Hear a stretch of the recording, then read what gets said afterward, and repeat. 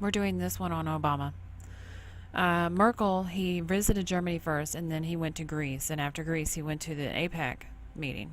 And basically what he was doing in Europe is reassuring Germany and European leaders about Donald Trump coming in.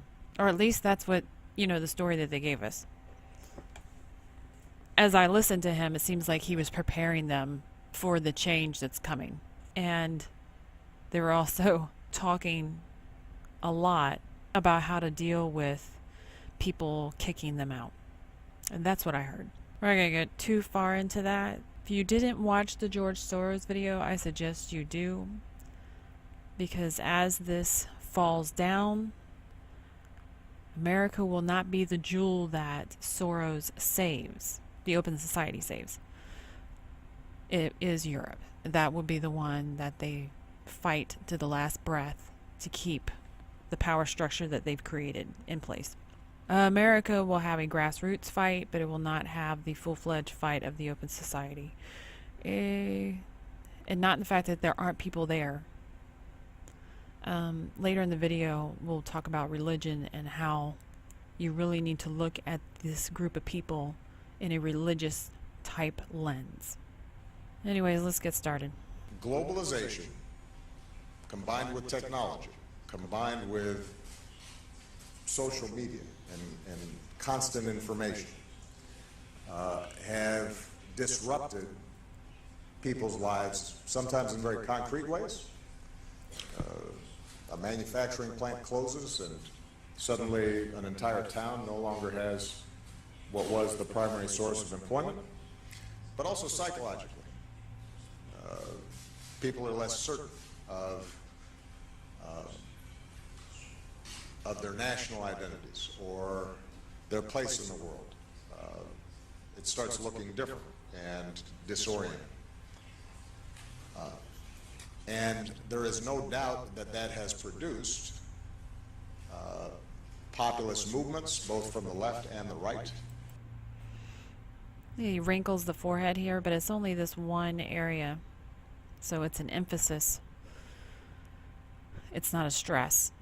In many countries in Europe, when you see a Donald Trump and a Bernie Sanders. Although those two names give him stress. Very unconventional candidates have considerable success. You see how it goes from emphasis to stress, emphasis to stress. Those two candidates, emphasis, and then to stress, success. So he says success, it gives stress. And when you're watching body language, that's how fast it's going with people. Animals go much quicker, people a little slower. And unfortunately, because of technology, people have lost the ability to watch it and see. But it flips back and forth as you speak. Obviously, there's something there that's being tapped into.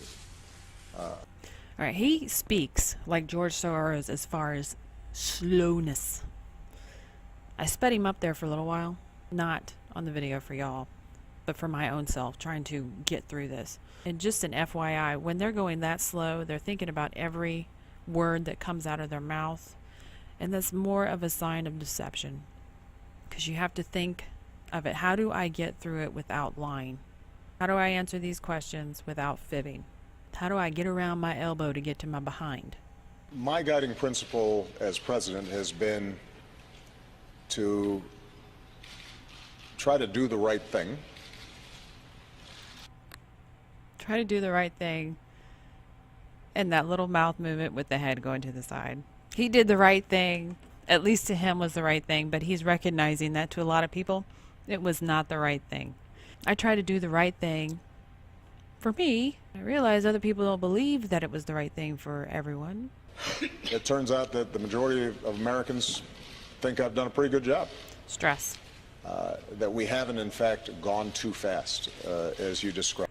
Watch that again, because it's not just his forehead talking. Days of public opinion in the United See, as he gets stressed, he starts dancing. States, it turns out that the majority of Americans. See how his head goes up as he speaks to majority of Americans' head goes up. Think I've done a pretty good job. Now, regardless of what side of the aisle you're on, when the Americans vote your entire party out, not only in congressional, but in the governors and mayors and representatives, it would say that the polls are rigged. American population is not happy with the Democratic Party. That we haven't, in fact, gone too fast, as you describe it. Now, he really believes that they have not gone too fast in transforming America.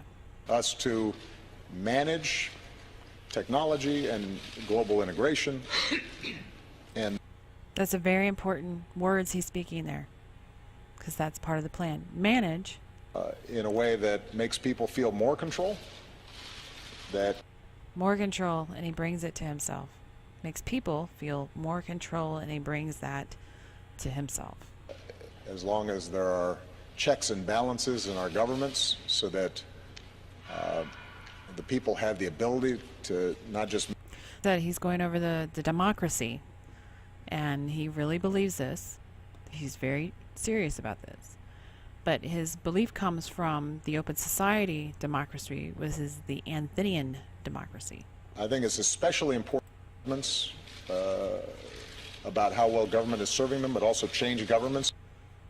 Also change governments. It's not something he really wanted to say. If it's not, change government if it's not, because what happened in November 2016, America changed governments. Part of what makes me most optimistic is if you look at the attitudes of young people. The attitudes of young people. I'll look at that again. But the direction that the world is going in, and part of what makes me most optimistic is if you look at the attitudes of young people. The attitudes of young people. Showed a lot of stress. He brought his neck in a swallowing action and danced on it. More of a, I don't want to call that an out lie. I hate using the word, lie, but it's extremely deceptive that his hopes really aren't in the young. Across the board, young people are much more comfortable with respecting differences. They are much more comfortable with... No, he says that. He's being very truthful. That means making sure we're paying attention to the wages of workers in countries. There's the hammer. Paying attention to... For those of you who don't know the hammer is a representation of their core belief system. You see a hammer come out on somebody and they're saying what they're going to do as far as in their belief system. They're very truthful in that. It's a very determined path that they're on. The hammer. We stay true to those values that helped get us here. And if we do that, I think we're going to be fine. And if we do that, I think we're going to be fine. Here we go. If we do that, we're going to be fine. Holding it in. You saw that little muscle flex right here. Let's see how long this lasts. He's really holding it in. He has some real doubts. Some real doubts about being fine. If we do that, we're going to be fine. Talking about the system that they're creating. Digitization is, in a way, a disruptive force, a disruptive technological force that brings about deep-seated change, transformation of society. Look at the history of the printing press. When this was invented, what sort of consequences this had. It's very telling that they realize that social media is their detriment. These protests. So I would not advise people who feel strongly or are concerned about... We just saw the hammer. He's not advising them to stop protesting. He's actually really concerned about it. You can speculate why it doesn't bother him, but the protests do not bother him. What I advised before the election and what I will continue to advise after the election is that elections matter, voting matters, organizing matters.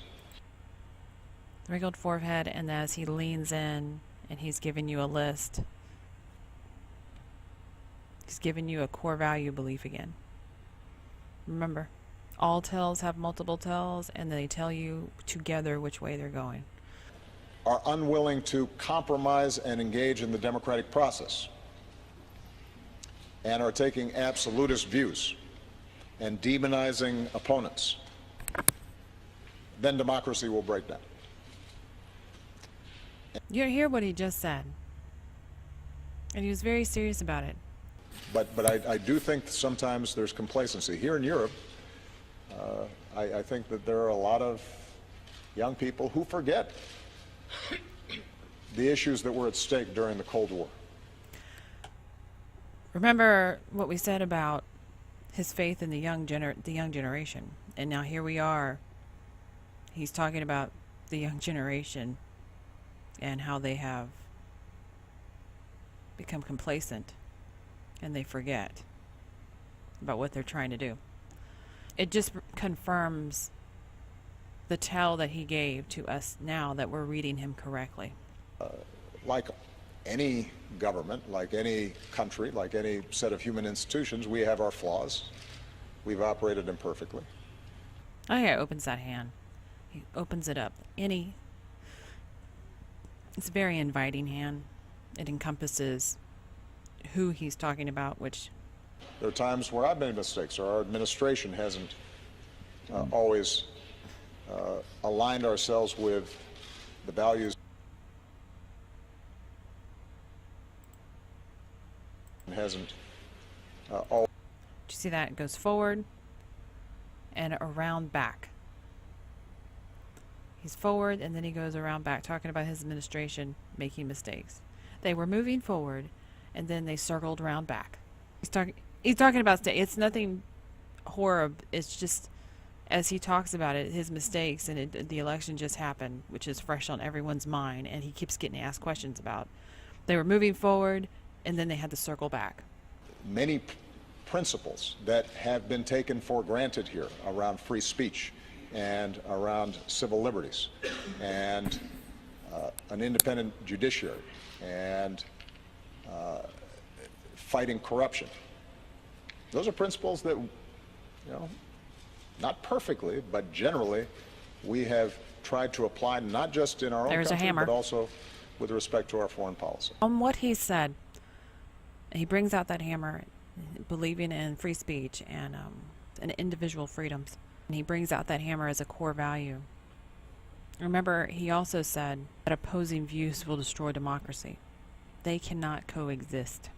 Christianity, and I hate picking on just one group, but it's the one I'm most familiar with, and Muslims, because I studied that too. When they're confronted and talk about Paul and tell them that Paul is not an apostle, and for the Christians out there, I apologize.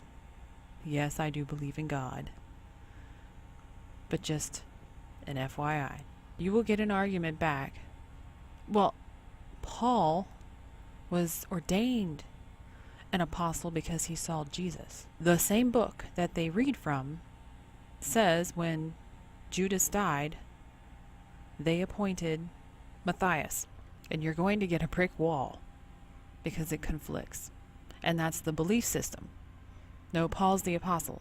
No, Matthias was appointed apostle. The 11 got together, appointed Matthias. By the way, if you're interested where it's at, it's in Acts. I'm not exactly sure, but I'm sure Google will narrow it down. We'll hit a brick wall on most people. It's not everybody that does that, but most of them will hit a brick wall because they're adamant about Paul. If you go into a Muslim community, and you can't really argue Jesus with them. For the Christians who think that they hate Jesus, they don't. But you can sit there and have an argument with Muhammad with them and bring facts to the matter of he was not a founding father. He's not one of the five greats. And to the ones that have been brainwashed, you'll get a lot of opposition from it. And the ones who've actually sat down and read their Quran, you'll find that they also have read the Old Testament, the 5 books of Moses, the prophets, Songs of Solomon. They've read the Gospels, and they've read a few books of the apostles, and none of them read Paul. Adamantly despise Paul, because Paul was not an apostle. Those are real Muslim Islam people, which is why when you see these leaders, you really have to take it as a church mentality, religion mentality. Not that they're all some kind of demon worshiping, and you can debate that some of them are and some of them are not, but you have to look at them as a religion, because they have a belief system that no matter how much facts or stumbling blocks or reality hits it, their belief system will not allow them to see reality. All right, that's my speech for today. Democracy means that you don't always get 100% of what you want. Democracy means that sometimes you have to compromise. And it means that, you know, the outcomes of elections don't always turn out the way you would hope. This is the Peru conference with the youth. And then you know, we're going through that in the United States, and I'm doing everything I can to help facilitate a successful transition with the president-elect in the United States. But as long as we keep our democratic systems open, that's very important. Keep our democratic systems open. Then the society has a chance to try something new, and then it can make a decision and correct problems that they see in the future, and progress will continue. Okay? Good. Again, as I said earlier at the beginning of the video, this tour wasn't about reassuring Europe that everything's going to be okay. It was to prepare everyone that things were about to change and what they could do to get back on course, to survive it, basically. Well, I'm going to do a body language on Donald Trump. I'm also working on a New Zealand one. Hopefully be able to get them both out this week, time permitting. And the reason why I'm doing one on Donald Trump, a Clinton fan came through and got very upset that I didn't do anything on Donald Trump, but all on Clinton and Obama. When I thought about it, I was like, you know what? It's not a bad idea. I'll do it on Trump. You either take it or leave it. The good and the bad. He is going to be our representative to the world. So I hope you guys look forward to it. I do. Thanks for watching. If you like it, like it. If you like the content, please subscribe.